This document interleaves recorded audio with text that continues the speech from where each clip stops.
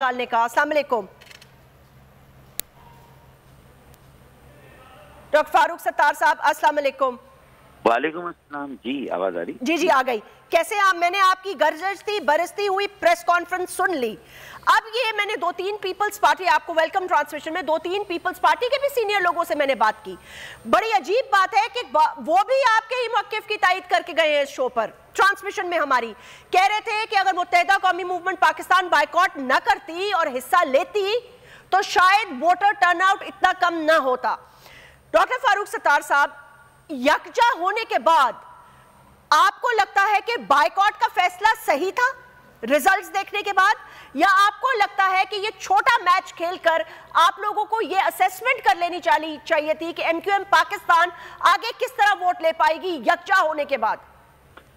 मैं ये समझता हूँ कि अगर आप इन इंतखाबात के हवाले से कराची, हैदराबाद, टंडो अलाया, टंडो जाम, जहाँ हल्का बंदियों में धांधली हुई थी और ये इलेक्शन पहले ही हमसे छीन लिया गया था, चुरा लिया गया था। 73 सीटें कराची में कम दी गई हमें, जो हमारा हक बनता था। हैदराबाद में 35-40 और टंडो जाम, टंडो अलाया में भी कोई 5-5 सीटें हमारी इस तरह कम की।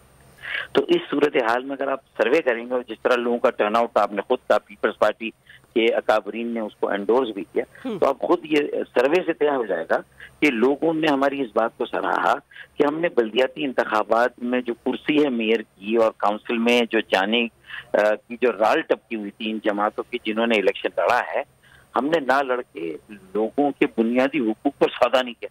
जो इलेक्शन लड़ के हुकूक पर सौदा कर ले, सियासी जमहूरी इंतखाबी हक बुनियादी 73 सीटें कम हो जाएं, हमारे हल्के बड़े हो जाएं, बड़े हल्कों में भी उतना ही फंड, छोटे हल्कों में भी उतना ही फंड, तो जब लेवल प्लेइंग फील्ड ही ना हो, सिर्फ इलेक्शन वाले दिन नहीं, वोट कास्ट पोलिंग वाले दिन नहीं, आइंदा 4 साल के लिए ये चीज हॉन्ट करेगी। ये धांधली जो है, ये जो हल्का बंदियों में जो हमें 73 सीटें कम दी गई हैं, तो जब ये हॉन्ट करेगी, अवाम की पजीराई नहीं, अवाम की ताईद और हिमायत नहीं, तो ऐसा मेयर अगर बनेगा भी तो वो हवा में तो लटका हुआ होगा, जमीन पर नहीं होगा। वो 4 साल सिर्फ गुजारने के लिए आ रहा है और ये उसने सौदा किया है। अच्छा, जमात इस्लामी हमारे साथ खड़ी अदालत में, इलेक्शन कमीशन ऑफ पाकिस्तान में, जमात इस्लाम पीटीआई हमारे साथ खड़ी थी इन्हीं इश्यूज पर, लेकिन जब इन इश्यूज पर उनको मसला हल होता हुआ नजर नहीं आया तो उन्होंने कहा कि जैसे तैसे भी इलेक्शन हम लड़ेंगे, हमें तो इस मर्तबा किसी भी तरह मेयर की सीट या ये जो बल्दियात में जो अक्सरियत चाहिए।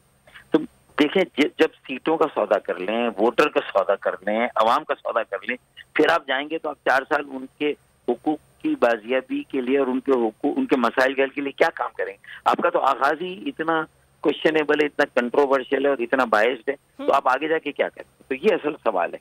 हमारी खैरात, हमारी दस्तबरदारी की खैरात, हमारी दस्तबरदारी का सदका, उसमें मेयर आ जाएंगे, यूसी चेयरमैन आ जाएंगे, काउंसिल बन जाएगी, लेकिन कराची, हैदराबाद जहाँ खड़े हैं उससे शायद और पीछे चले जाएंगे।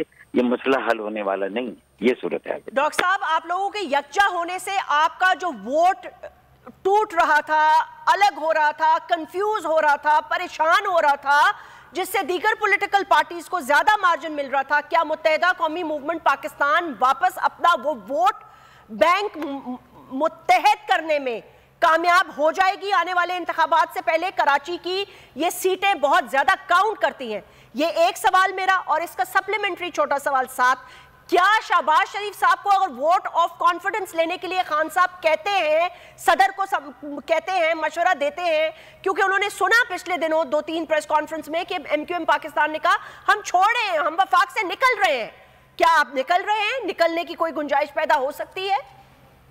पहली बात तो ये कि ये हम जो यकजा हुए हैं उससे जो एनर्जी करंट बाहर आया है, जो लोग मायूसी से अब उम्मीद की तरफ गामजन है, तो ये तो हम 4 दिन में चमत्कार करके दिखा देते अगर हम इलेक्शन लड़ते। लेकिन हम अगर 244 में से 125 सीटें जीत भी लेते और हम अपना मेयर ले भी आते तो 73 सीटों पर कंप्रोमाइज करके हम आते। हैदराबाद में 40 सीटों पर कंप्रोमाइज करके आते। रिग्ड इलेक्शन में हिस्सा लेकर इलेक्शन वाले दिन जो मजीद पुलिस और इंतजामिया ने जिस तरह वोट डाला है कि वोटर्स नहीं खड़े हुए पोलिंग स्टेशनों के बाहर, लेकिन फिर भी कहीं कहीं बैलेट बक्सों से वोट निकले हैं, तो ये भी पहला इलेक्शन है जिसमें इस तरह के वोटर्स ने वोट नहीं डाला, लेकिन बैलेट बक्सों से तो पुलिस ने और इंतजामिया ने वोट डाला। ये भी जरा रिकॉर्ड पर है। तो अब जब इन सारी चीजों के बाद अगर हम बन भी जाते तो हम अवाम के बुनियादी हुकूक पर सौदा करके इलेक्शन नहीं लड़ना चाहते।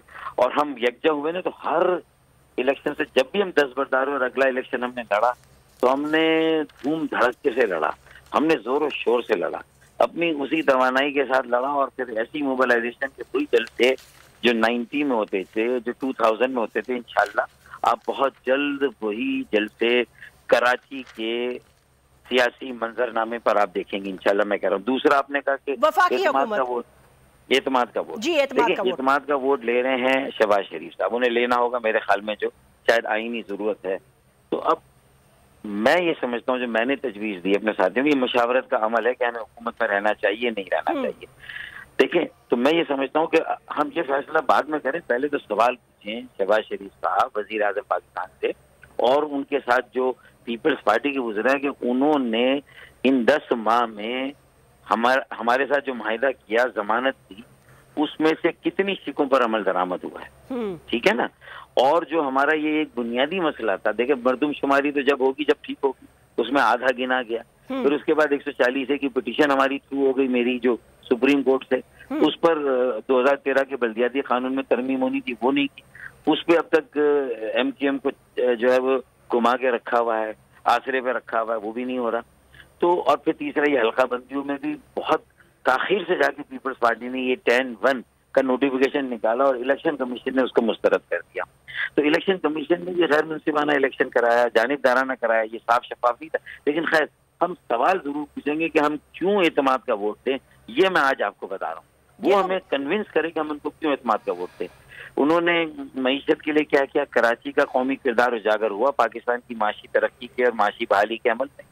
उन्होंने जो है वो सरमायाकारी के अमल में जो कराची में होनी चाहिए, हैदराबाद में, जो आपका बेहतरीन कि यहाँ की सरमायाकारी का रिजल्ट जल्दी आता है बाकी शहरों और इलाकों के मुकाबले में। तो ये सारी बातों में उनकी प्रायोरिटीज क्या हैं वो जरा हमें बता दें। फिर इंफ्रास्ट्रक्चर के लिए पीपल्स पार्टी ने और PMLN ने मिलकर वफाक से K4 को शुरू किया, सर्कुलर ट्रेन का शुरू किया, गटर पानी कचरा उठाने के निजाम को रिवैम्प किया, क्या किया उन्होंने, मतलब। और उनका एडमिनिस्ट्रेटर था पीपल्स पार्टी का भी।